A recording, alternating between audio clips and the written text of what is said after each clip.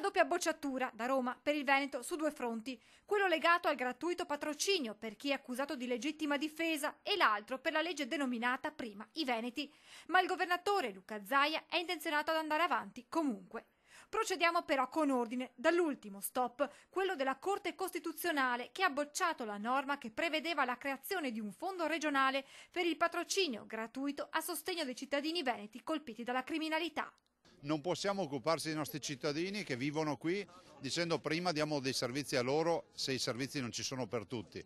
E poi ci dicono anche, sempre alla consulta, che se aiutiamo legalmente e gli diamo assistenza legale, tutela legale, magari un cittadino povero, sprovveduto, che ha dovuto difendersi da un'aggressione in casa sua e magari ha ferito il ladro o è accaduto anche di peggio, noi non possiamo come ente pubblico intervenire. A me sembra una roba assurda. Altra battuta d'arresto per la legge regionale 6 del febbraio 2016 che disciplina asili nido e servizi per la prima infanzia, introducendo come criterio di preferenza nell'accesso la residenza nel territorio regionale da almeno 15 anni.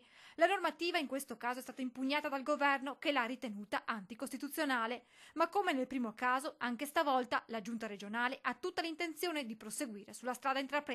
Riproporremo la legge, riproporremo ancora questa operazione perché non capiamo per quale motivo noi veniamo penalizzati. A me risulta che altre regioni magari non diranno prima Trento o prima Bolzano, però comunque le leggi se le fanno e i risultati si vedono. Difenderemo quella legge perché è una legge giusta, perché è una legge che i veneti si aspettano, perché non è discriminatoria, anzi si dice semplicemente un principio. Le persone che sono qui da più anni, le persone che hanno investito per la vita nel rimanere in un territorio devono essere privilegiate nei servizi pubblici che peraltro contribuiscono a pagare.